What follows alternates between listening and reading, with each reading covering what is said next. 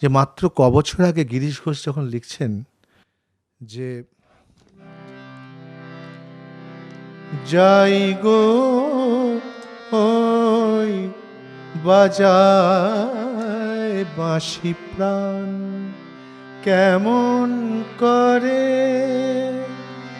সে যে একলা কালা কদম তলায় দাঁড়িয়ে আছে আমার তরে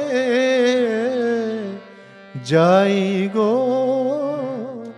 ওই বাজায় বাঁশি প্রাণ কেমন করে।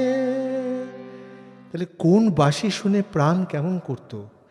আজও বাঁশি শুনে প্রাণ কেমন করার কথা। কিন্তু পঙ্কজদা, আমার মনে হয় সর্বনাশটা তখনই হয়েছে যখন থেকে কানকে টার্গেট করে গান বানানো হয়েছে, মানে রেকর্ডিং সিস্টেম।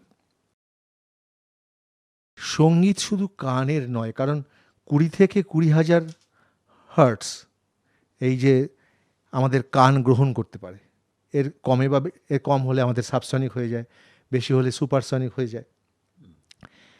কিন্তু আমরা যখন গান করি বা বাদ্যি বাজাই তখন কিন্তু মানে সরাসরি প্রাণ শক্তি প্রয়োগ করে যেটা করি, অটোমেশনে নয়। গোটা প্রযুক্তিটাই তখন থেকে গড়বড় হয়েছে যখন থেকে আর্টিফিশিয়াল ইন্টেলিজেন্সি বা অটোমেশন এসছে।